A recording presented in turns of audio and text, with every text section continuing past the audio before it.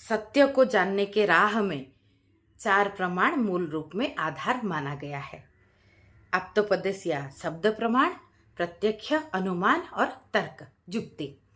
तो तर्क प्रमाण जो है अभी का समय में इसको बहुत ज़्यादा महत्व दिया जाता है, क्योंकि वे सबसे नज़दीक पड़ता है। विज्ञान और जो हमारा बाकी सारे प्रमाण का आधार लेके इसको साबित किया जाता है। तर्क करने में बाकी तीनों प्रमाण को तो लिया जाएगा ना, क्या देखा, क्या आप्तों से सुना, क्या समझा, चीज़ों को कैसे कनेक्ट कर पाए, ये सब चीज़ रहता है।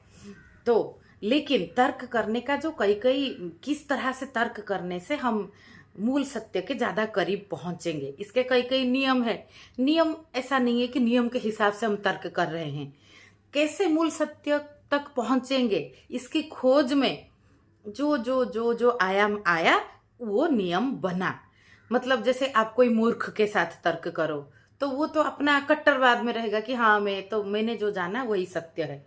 मैंने जाना ये हाथी, जैसे सातों अंधों के हाथी देखा, हाथी ऐसा है जो है रस्सी जैसा है, क्योंकि मैंने छू के देखा रस्सी जैसा है।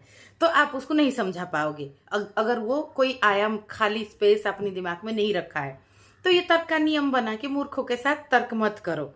तो मूर्ख कौन है ये कौन तय करेगा?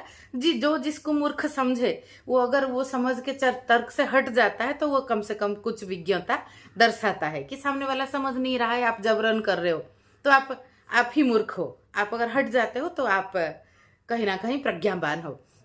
वैसे किसी संस्था के प्रचारक के साथ कभी मत तर्क करो, ये मैं अपने अनुभव से बता रही हूँ।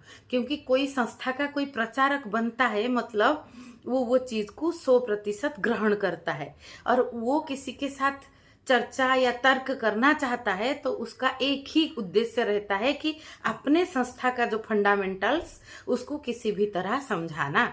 वो चाहे कितना भी कह ले कि मैं समझना चाहता हूँ, मैं जानना चाहता हूँ इसमें क्या गलती है मेरी संस्था के प्रिंसिपल में, मैं जानना चाहता हूँ कि और क्या आयाम आप बता सकते हो। वो कितना भी ये सब नोटंकी करे, वो उसका मूल केंद्र में रहता है अपनी बात का, क्योंकि वो उस चीज में फिक्स हो चुका है। वो ऐसे नहीं कि वो संस्था को देख रहा है, वो अपने हिसाब से उसको 100% डाउनलोड करके प्रचारक बन चुका है।